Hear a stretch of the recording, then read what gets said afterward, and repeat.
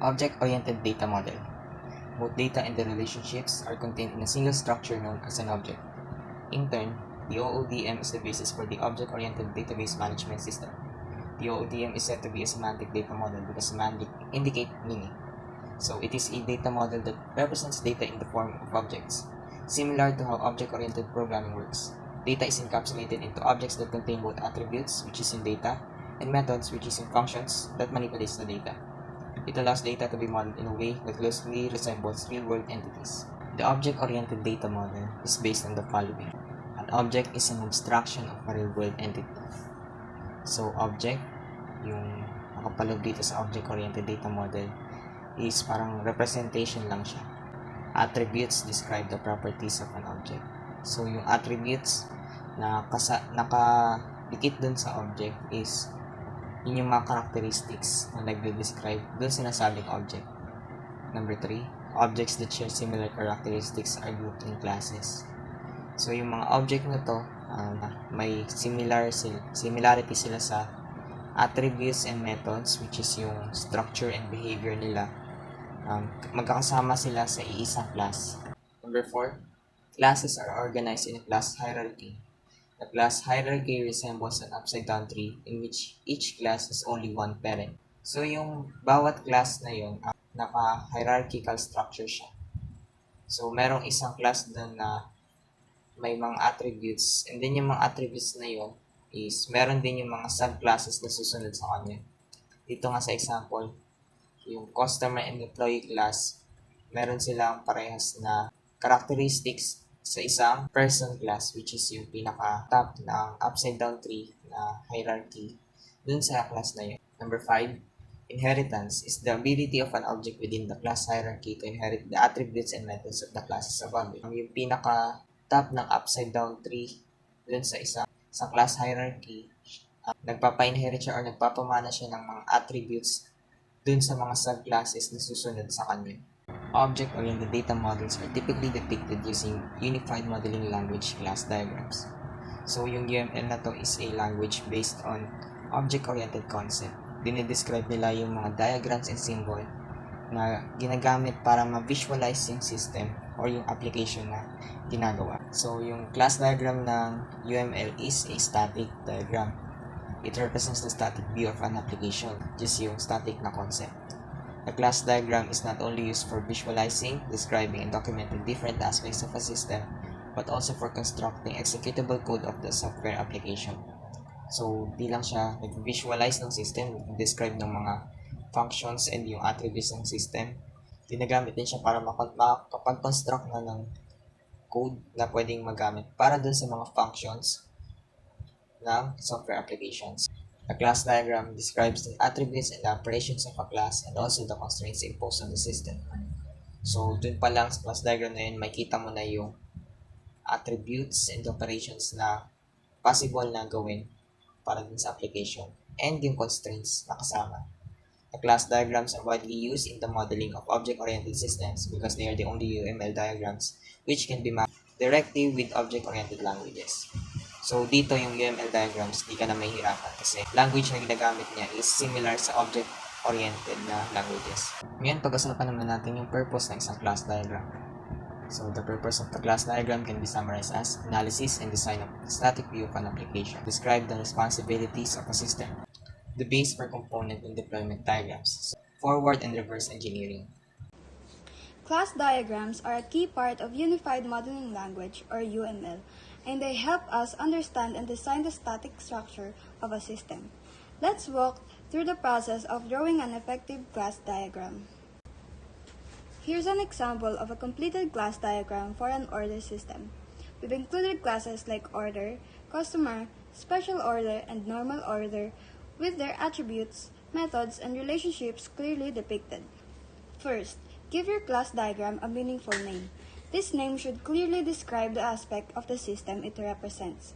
A well-chosen name helps everyone understand the focus of the diagram at a glance. For example, if you're working on a system that handles orders, you might name your class diagram Order System. Next, identify all the elements and their relationships. This means figuring out which classes you need and how they interact with each other. This step is crucial to ensure you capture all necessary components and their interactions. For instance, in an order system, you might have a class like order and customer. A customer can have multiple orders, so there's one-to-many relationships. Then, define the responsibilities of each class. This includes identifying attributes and methods for each class. These steps ensures you know what each class is supposed to do and how it contributes to the system. For example, the order class might have attributes like order ID and methods like process order. The customer class might have attributes like customer name and methods like place order. Keep the diagram clean by including only essential properties and methods. Too many details can make the diagram cluttered and hard to read. Focus on what's necessary for clarity. Use notes to clarify complex parts of the diagram. This helps make the diagram more understandable for anyone who reviews it later. Add notes where needed to explain things like special relationships or assumptions. Finally, remember that drawing a class diagram is an iterative process. Start with a rough sketch on a plain paper and revise it multiple times. This approach helps you refine and perfect the diagram before finalizing it. By continuously refining your diagram, you ensure accuracy and clarity. For the next one, we have the UML class notation. A class represents a concept which encapsulates states or attributes and behavior or operations. Each attribute has a type and each operation has a signature. The class name is the only mandatory information. You always have to take note that the only mandatory information when defining a class diagram is the class name. So, when we say UML class notation, part siya ng Unified Modeling Language na isang standardized way para ma-visualize natin yung structure ng object-oriented systems. The class notation is used to represent the structure of classes and yung relationship nito within a system. So, ano-ano naman yung mga elements na nakapaloob dito? So, the first one that we have is the class name na makikita sa first partition or sa topmost part. In the example, you can see shape yung class name. The second part would be the class attributes. In the attributes, we can also define what particular data type that the attribute has. So, sa example, we have length and the data type comes after a colon, which would be integer. Lastly, on the bottom part of the diagram, we have the operations. They are the services the class provides. Ito yung mga methods or actions found in our classes. So, for this example, we have get length and set length. We can also define the data type after the class operation by once again using a colon. Dito rin makikita yung visibility and parameters na aking i-discuss maya-maya. Punta naman tayo ngayon sa next part. So, ayun kanina, nabanggit ko na yung class name, attributes, and yung class operations. Operations map onto class methods in code. So, sa example natin ngayon na makikita sa screen, my class name has 3 attributes. So, yung attribute 1, 2, and 3. And they have 3 particular return type, int, float, at circle. Sa third partition, we have the methods of 1 returns string, of 2 returns float, and of 3 returns class 6. Next, we have the class visibility. Tinidetermine ito which other classes can access and modify the attributes and nire-represent ito ng symbols. Tignan natin ngayon ang diagram example sa screen. When we use the plus sign, public attribute ito. Kapag public, it can be seen by everyone or the members of the class. Kapag minus sign ang ating nakita, private attribute naman ito. It can only be accessed on the class itself. Kapag hashtag sign ang nakita, protected attribute naman ito. If protected, it can be accessed by the class itself and its subclasses. Again, ang purpose ng class visibility is used to control who can access and modify parts of a class, like yung data and functions. Yung control na ito ay nakatutulong para maging organized yung code and ma-maintain yung integrity of the data and functionality of the object. Ito yung tinatawag na encapsulation sa object-oriented programming since may part na connected din naman ito kaya sinama ko na siya sa aking discussion. Next naman ay ang parameter directionality. Each parameter in an operation or method may be denoted as in, out, or in-out, which specifies its direction with respect to the caller. These directions are specified before the parameter name na nagsasabi how the parameter behaves kapag execution. the directionality is shown before the parameter name. Again, meron tayong in, out, at in-out parameter. Kapag sinabi nating in parameter, the method receives data from the caller. It only accepts the value pero hindi minodify. Sa example dito sa diagram, op1 takes two input parameter, p1 of type boolean, tsaka p2 of type float. Since in parameter siya, hindi sila modified within the method and yung method returns a string value. Kapag in and out or in-out parameter, para siyang may dual role. It receives value sa caller and nag-return ng updated value after the method is executed. Pwede siyang ma-modify within the method and the updated value is passed back sa caller. Kapag out parameter naman, if ginamit ito, nare-return yung value after na-execute yung method. Yung sa example na makita sa pinakababa, P6 is not set by the caller but is modified by op3 and passed back after the execution. So, in summary, in parameter accepts a value from the caller pero ang value ay hindi modified. Out parameter naman returns value after an action or method is executed. Lastly, ang in-out parameter, both are used to accept and return an updated value after the execution. Perspective of a class diagram. When you're creating a software system, you can view your class diagrams or blueprint ng iyong system in a different ways, at ang tawag doon ay perspective. The perspective you choose depends on how far along you are in building the system. Conceptual perspective.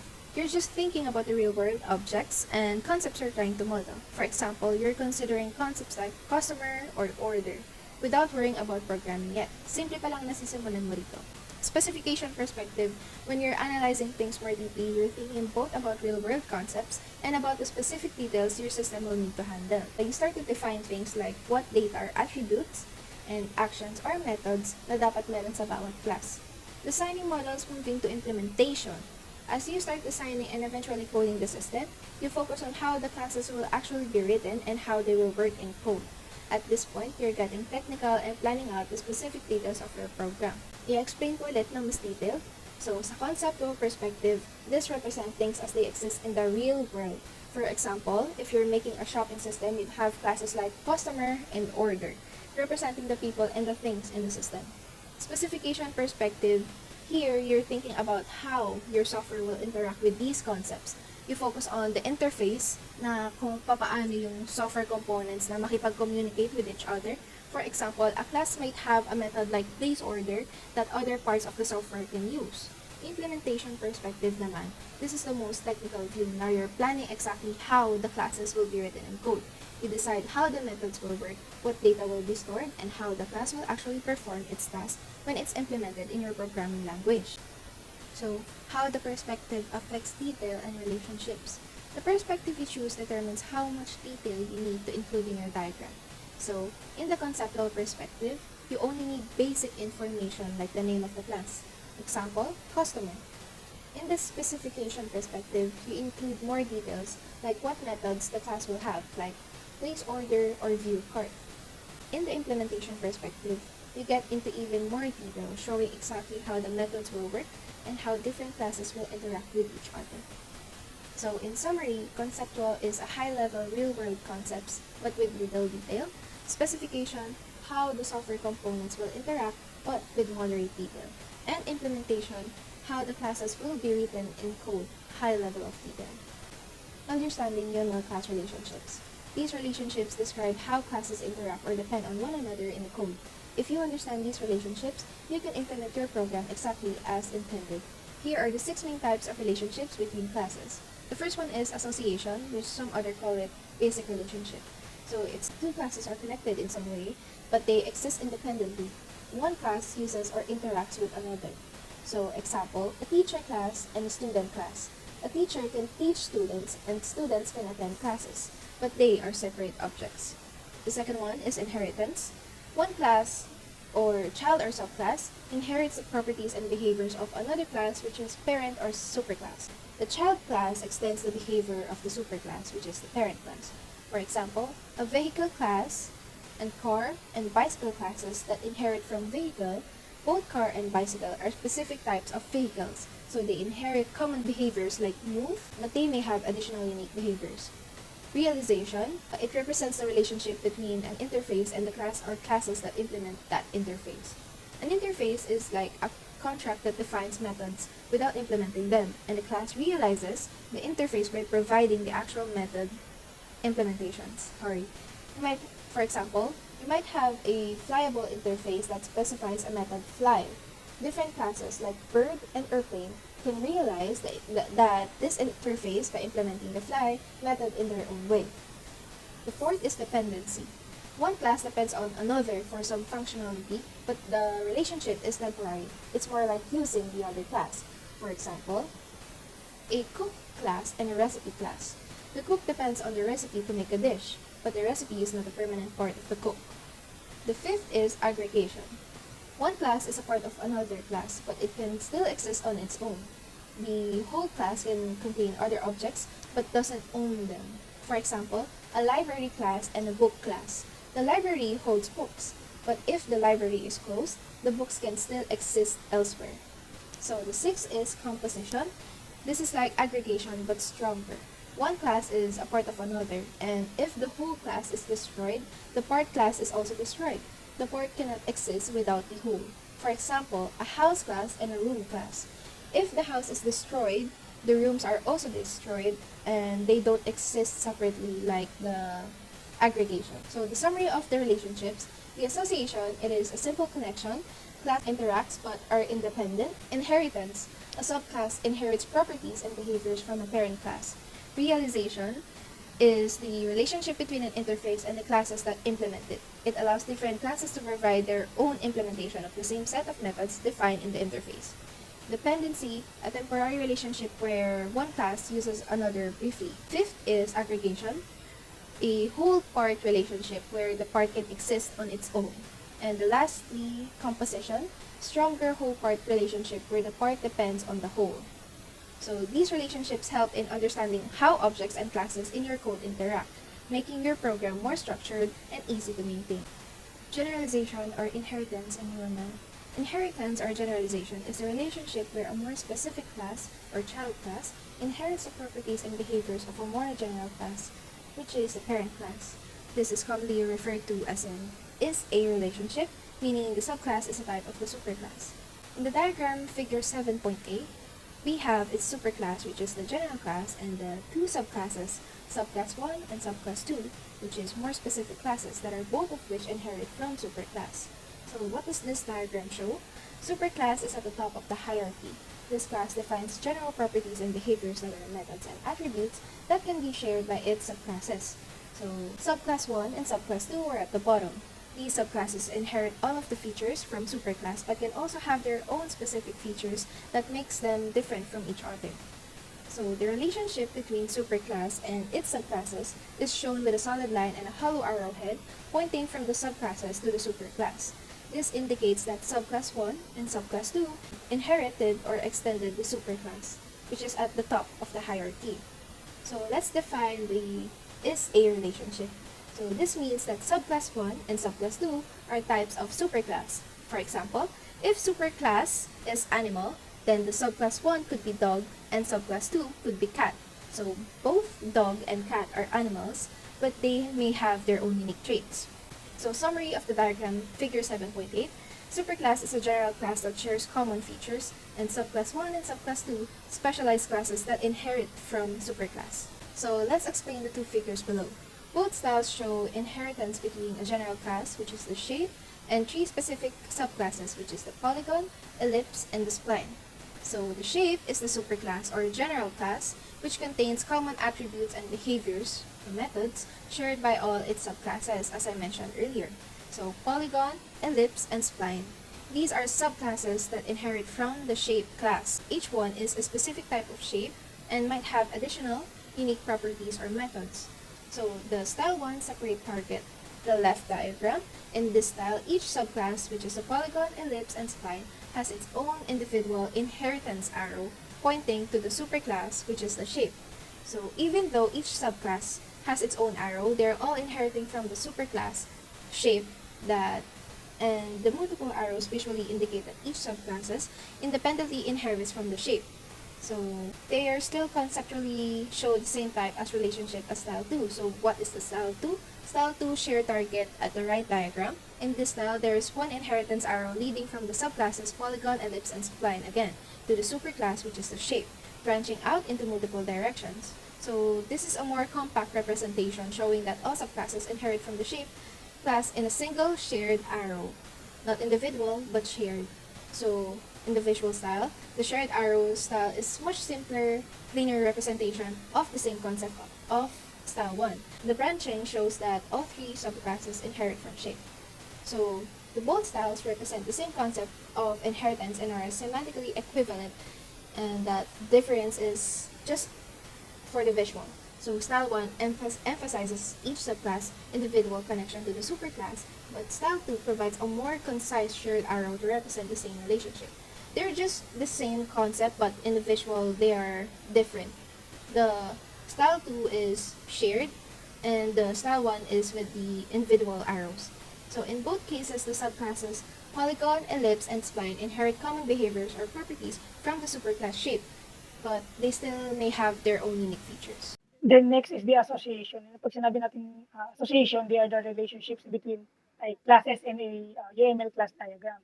They are also represented by a solid line between classes, and associations are typically named using a verb or a verb phrase which reflects the real world problem domains. Halimbawa, dito sa diagram natin, yung class 1 is associated with the class. Ibig sabihin, halimbawa, yung class 1 natin is pinangalanan natin siya as person, and yung class 2 natin is car. Ibig sabihin, yung class 1, which is yung person, pwede siyang magkaroon ng car. Pwede siyang mag-own ng car. Pwede siyang nag-indicate na yung person is pwedeng mag-own ng isang car. And vice versa. Ibig sabihin yung car, pwede siyang magkaroon ng tao o yung person na pwedeng mag-own sa kanya. Ibig sabihin, they are just associated with each other.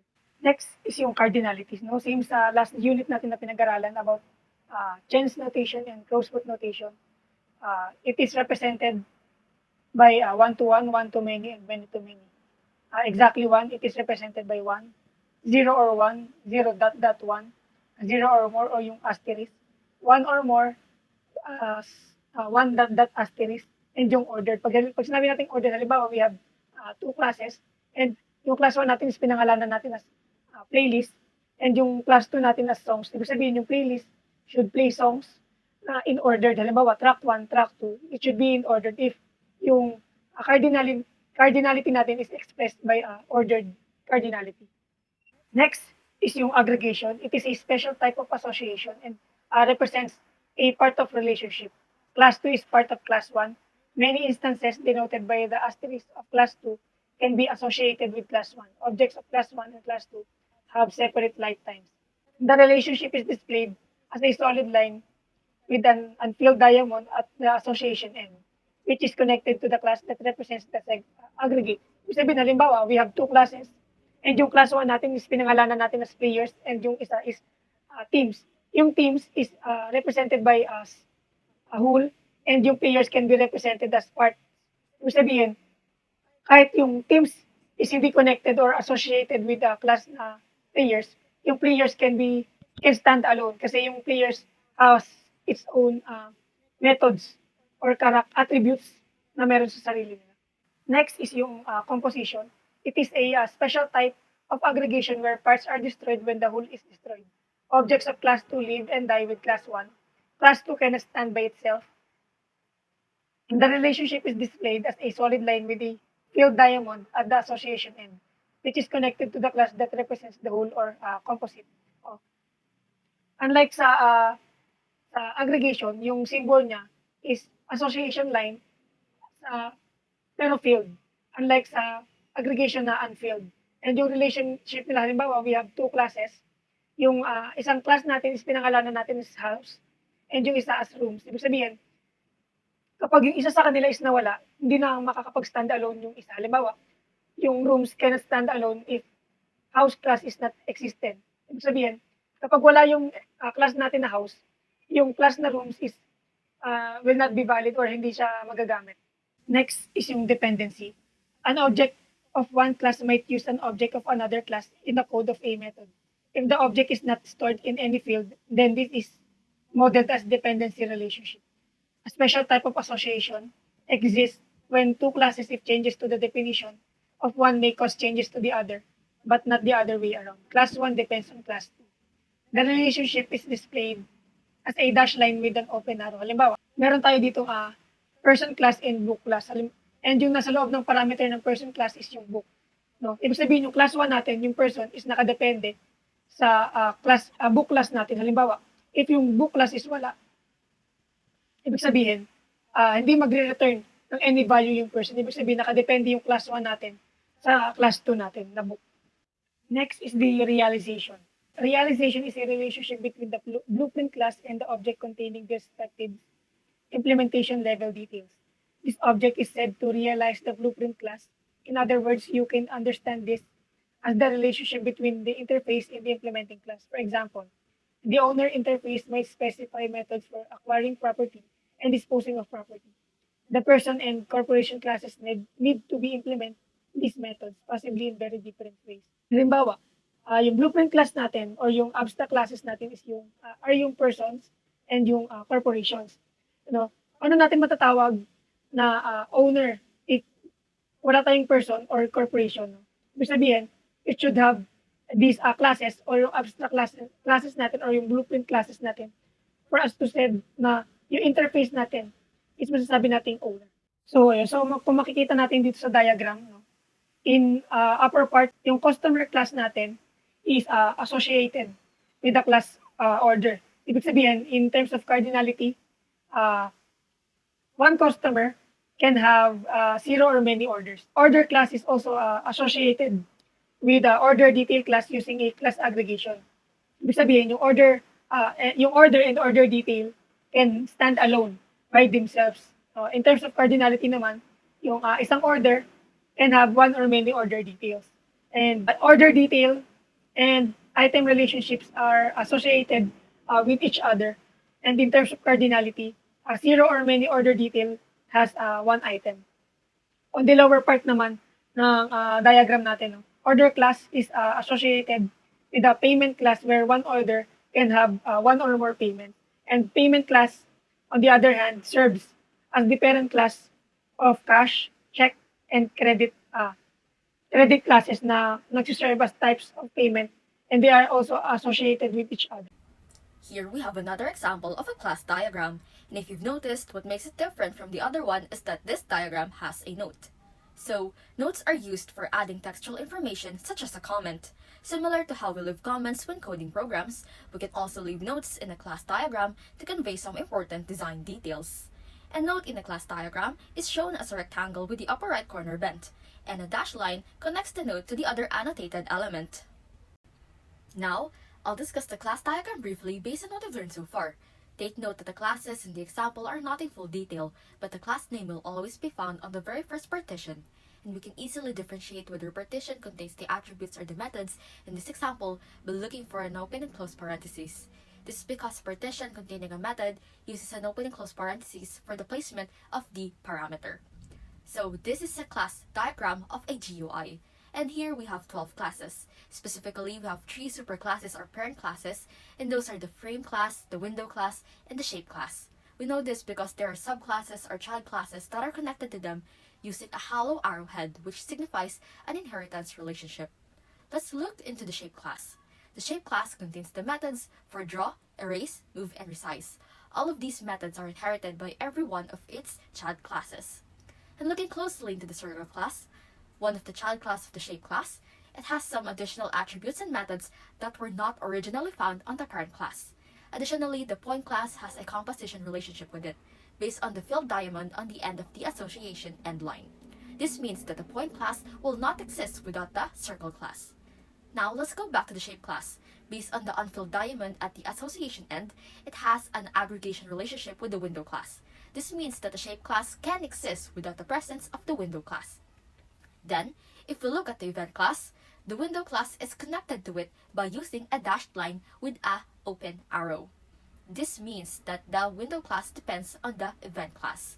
And lastly, we can see that the dialog class and the data controller class are connected by a solid line. This indicates that there is an association between them.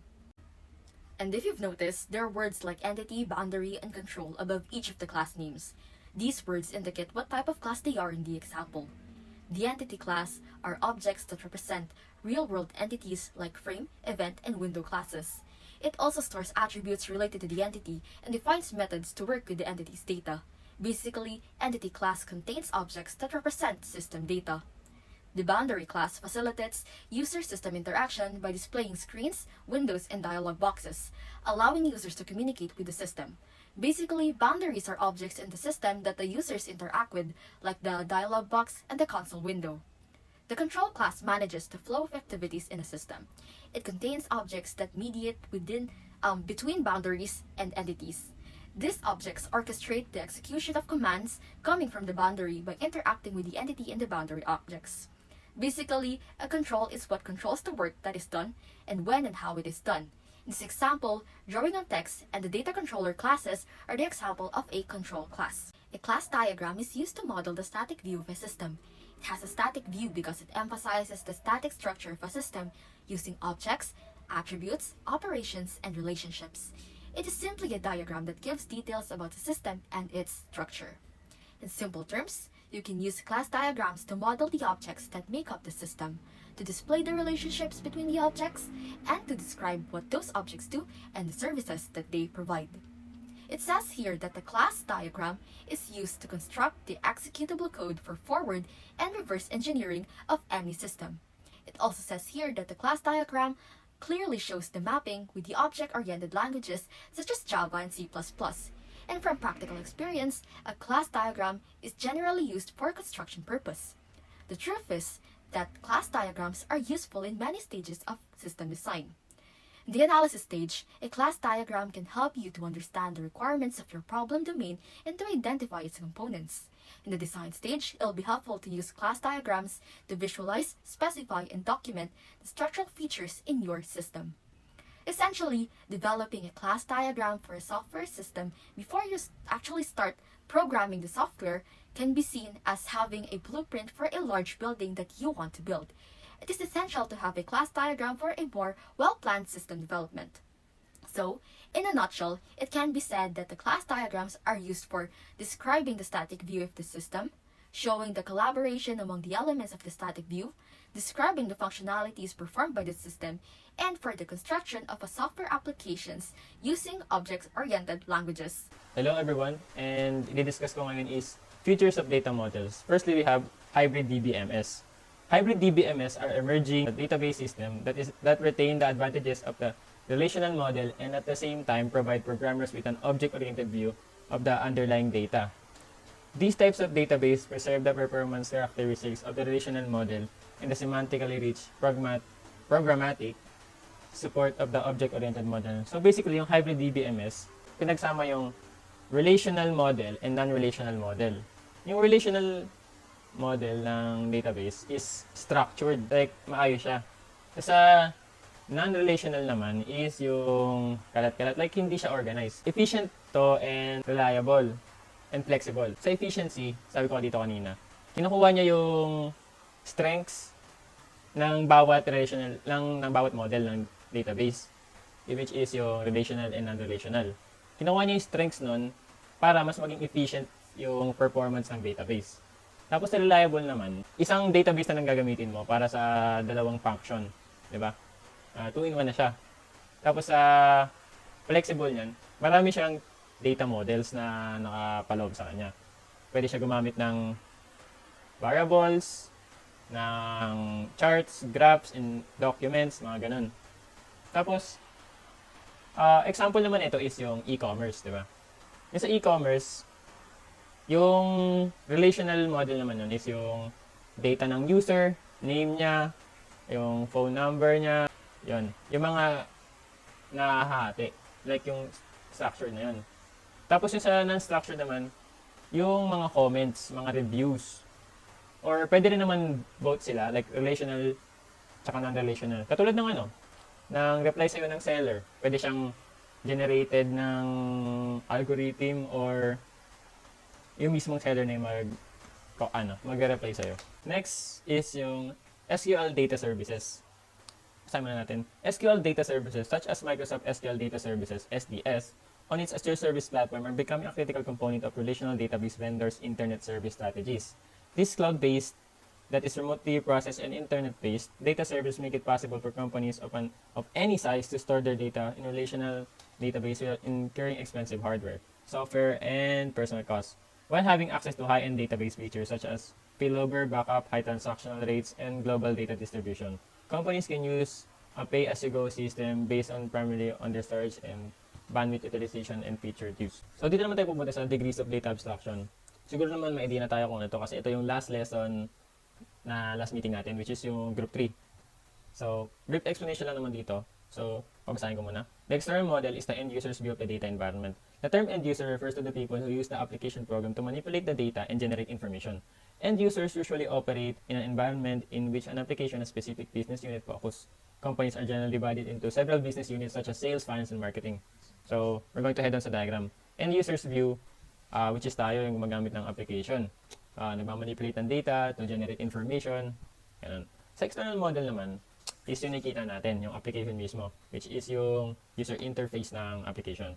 Sa conceptual model naman, ito yung kung paano nag-relate yung data tsaka sa structure ng database. Para mga columns, diagrams, ganun. Sa internal model tsaka physical model. Pagkakita ko, same lang naman sila. Parang kung paano nag-i-store yung data sa hardware mo. Conceptual model. The conceptual model represents a global view of the entire database as viewed by the entire organization. It integrates external views like entities, relationships, constraints, and processes into a single global view. It is also referred to as the conceptual schema because it serves as a foundation for identifying the main data objects in the system. So what are the advantages of using a conceptual model? Number 1, it provides a relatively easily understood bird's eye or macro level view of the data environment. So as defined earlier, the conceptual model represents a global view of the entire database. This means that it is able to give a macro level or a general view of the entire database, which is ideal for stakeholders who need an overview of the database without getting into the implementation or the coding details of the database. Number 2, it is independent of both software and hardware. So we have two types of independence, software and hardware independence. Software independence means that the model does not depend on the database management system software used to implement the model. Hardware independence means that the model does not depend on the hardware used in the implementation of the model. In short, means that changes in the software or hardware used will not affect the design of the database at the conceptual model level. Here we have a diagram of the conceptual model. So this diagram originated from the diagram at figure 7.20, which showcased the external model diagram. So in the external model, there were two diagrams presented there. And those two diagrams represented two different sections of data. So in the conceptual model, both diagrams were converged into one model, which is the general view of the entire database. Next, we have the internal model. The internal model is the representation of the database as seen by the database management system. The internal model requires matching the conceptual model's constraints with the chosen implementation model. It focuses on the internal schema or a specific representation that fits the database construct supported by the database management system. This model reflects how the data is actually structured and stored from a software perspective. Here we have a diagram showcasing the internal model. So to make it easier to understand what exactly the internal model is, it's basically just the code of the database. So hindi siya graph, hindi siya diagrams, but instead it's the code of the database itself, or the program behind the construct of the database. Lastly, we have the physical model. The physical model operates at the lowest level of abstraction, describing the way data are saved on storage media such as disks or tapes. The physical model is dependent on both hardware and software, making it critical to understand the type of physical storage devices, database management system, and operating system being used. Achieving physical independence means that the changes to the storage devices or access methods won't affect the internal model. This flexibility is crucial when upgrading hardware or software. So, in simplest terms, physical model focuses on how or where the data is stored and not the data itself.